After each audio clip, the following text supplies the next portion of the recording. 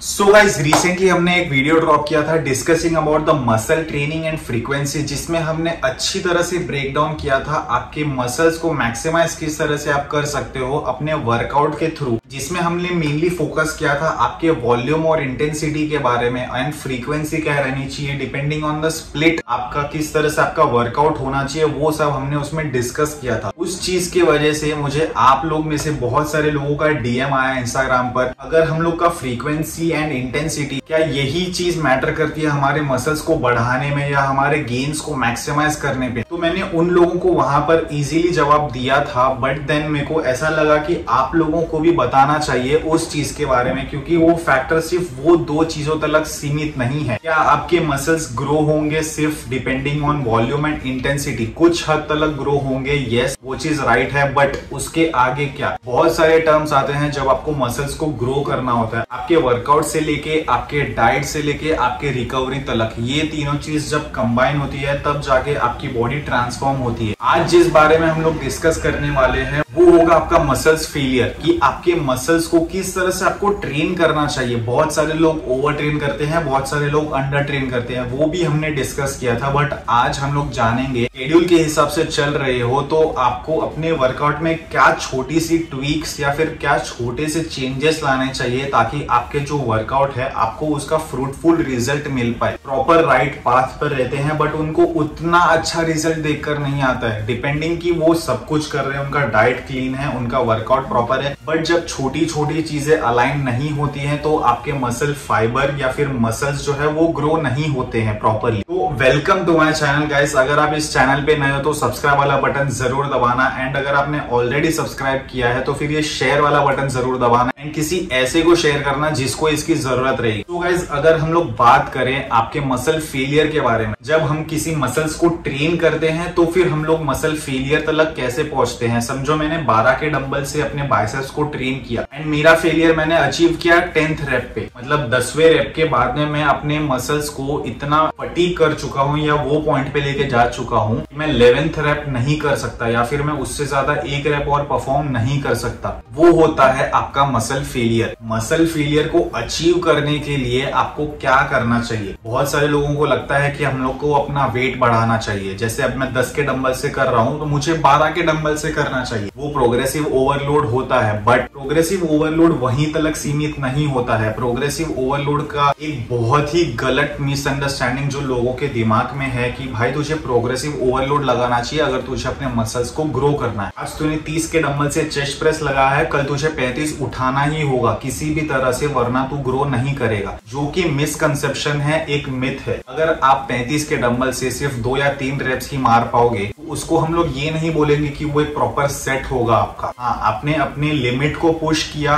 That's good, but क्या उसको आप प्रोग्रेसिव ओवरलोड बोलोगे? कहीं तलक हाँ, कहीं तलक ना। क्या उससे आपके मसल्स ग्रो होंगे? वो एक क्वेश्चन होता है जिसपे हम सब डिबेट कर सकते हैं। तो प्रोग्रेसिव ओवरलोड एक्चुअली क्या होता है एंड उसको किस तरह से आप अचीव कर सकते हो। मान लो आपने 10 के डंबल से परफॉर्म किया अपने बाइसेप्स के एक्सरसाइज को, जिसमें आपको 11 रेपिटेशंस मिले या 12 रेपिटेशंस मिले। नेक्स्ट टाइम जब आप परफॉर्म करने जाओगे, आपने 12 के डंबल से परफॉर्म किया बट आपको सिर्फ 6 रेप्स मिले, तो आप क्या उसको प्रॉपर एक सेट बोल पाओगे?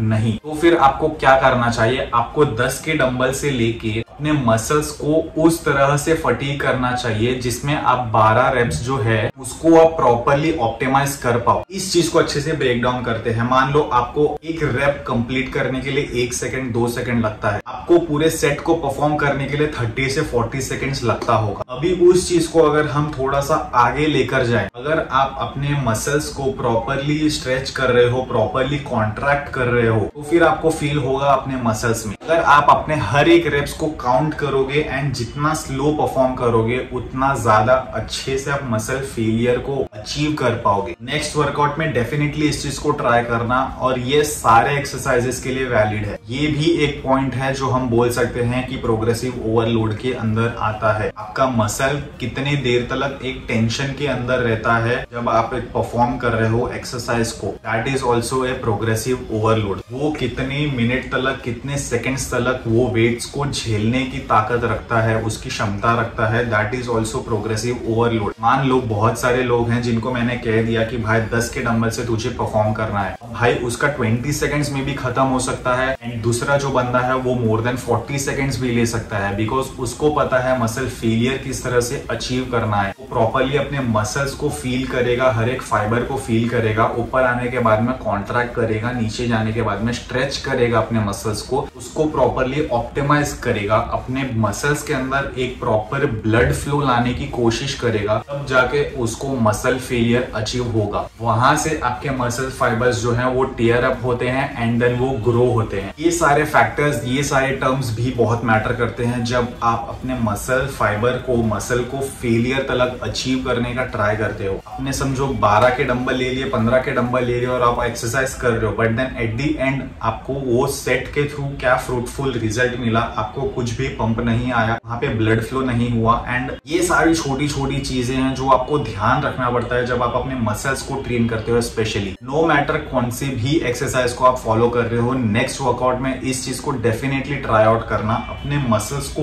होल्ड करो नीचे, देन उसको एक प्रॉपर स्ट्रेच दो, आपको जो परफेक्टली फील होगा ना, अपने मसल्स को टाइम दो, अपने मसल्स को फील करो। जो भी आप एक्सरसाइज कर रहे हो, बैक कर रहे हो, चेस्ट कर रहे हो, शोल्डर कर रहे हो, जो आपका टॉप सेट होगा ना, मान लो अगर आप चेस्ट में 40 केजीज के डंबल उठाते हो, बैक करने के लिए अगर आप 50-60 केजीज के डंबल उठाते हो रोइंग करने के लिए, शोल्डर्स के लिए अगर आप 10-12 किलो के वेट उठाते रहोगे, नेक्स्ट टाइम प्लीज ट्राई करना इस चीज को कि जो भी आपका टॉप सेट होगा ना उससे थोड़ा सा कम लेना वेट को, वो सेट को प्रॉपरली परफॉर्म करना, उसको टाइम देना, मोर देन 2 सेकंड्स 3 सेकंड्स उस चीज को परफॉर्म करने के लिए लगाना, तब आपको आपके मसल्स फील होंगे। सेकेंडली सबसे मेन, आपको ब्लड फ्लो फील होगा अपने मसल्स के अंदर, तब जाके आप मसल फेलियर को अच्छी तरह से ऑप्टिमाइज करोगे, अचीव करोगे। बहुत सारे लोगों को लगता है कि भाई मैंने 30 का डंबल उठाया, मुझे 40 एनी हाउ उठाना है अगर मुझे ग्रो करना है। तो धीरे धीरे ग्रेजुअली जब आपके मसल्स उस वेट को झेलने लायक बन जाएंगे, उसको उतनी देर तक होल्ड करने लायक बन जाएंगे, तब जाके आप आपके वेट्स को बढ़ा सकते हो। बहुत सारे लोग बोलते हैं कि 70-80 के डंबल तक तो हम लोग पहुंच गए चेस्ट प्रेस में, बट भाई मेरे पास में उससे ज्यादा डंबल्स ही नहीं है जिम में। तो भाई तू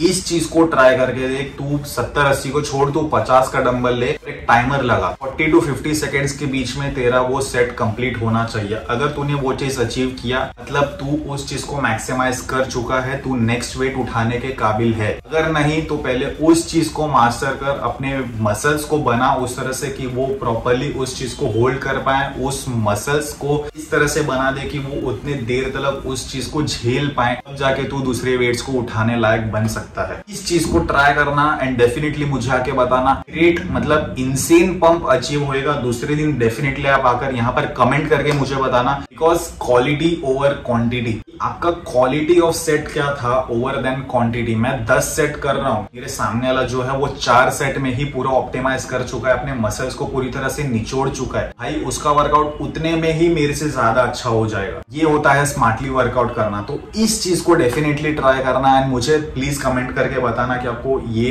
किस तरह से आपको फील हुआ एंड आपका पंप किस तरह से आया था। डेफिनेटली इस चीज को ट्राई करना। एंड इसके अलावा भी प्रोग्रेसिव ओवरलोड के लिए आप लोग क्या क्या चीजें ट्राई करते हो, या आप लोग ने क्या चीजें देखी है या किसी और से सुनी होगी, आपने अप्लाई किया होगा, तो प्लीज कमेंट करके मुझे बताना है एंड बहुत सारे दूसरे व्यूवर्स को भी हेल्प होगी। नए हो तो फिर ये सब्सक्राइब करना चैनल को एंड किसी ऐसे के साथ में शेयर करना जिसको इसकी जरूरत होगी एंड ये वीडियो के थ्रू उसकी हेल्प हो पाएगी। इसके रिगार्डिंग या इसके अलावा भी कुछ और क्वेश्चंस या क्वेरीज रहेंगे तो कमेंट करना, या फिर मुझे आप इंस्टाग्राम पे डीएम कर सकते हो, वहां पर हम लोग कनेक्ट होते हैं। मैं वहां पर डायरेक्टली बात करते रहता हूँ, मुझे जानना ही मिलता है कि आप लोग क्या कर रहे हो, आप लोग क्या न्यू डिस्कवर किया आप लोग ने, एंड मैं भी थोड़े बहुत शेयर करता हूँ टिप्स की मैं यहाँ से सीखता हूँ, यहाँ पर मैं देखता हूँ, ये मैं अप्लाई करता हूँ। उस तरह से हम लोग एक दूसरे की हेल्प करके ग्रो हो सकते हैं। मिलते हैं नेक्स्ट वीडियो में। डेफिनेटली हम लोग एक वर्कआउट सीरीज के ऊपर आने वाले हैं। मैं लेग्स का पार्ट 2 लाने का सोच रहा था कि आपको अपने हैमस्ट्रिंग्स और क्वाड्स को किस तरह से फोकस करके कंबाइन करके एक वर्कआउट बनाना चाहिए। मिलते हैं, हेल्प करते रहते हैं एंड ग्रो होते हैं साथ में। तब तक के लिए टेक केयर गाइस।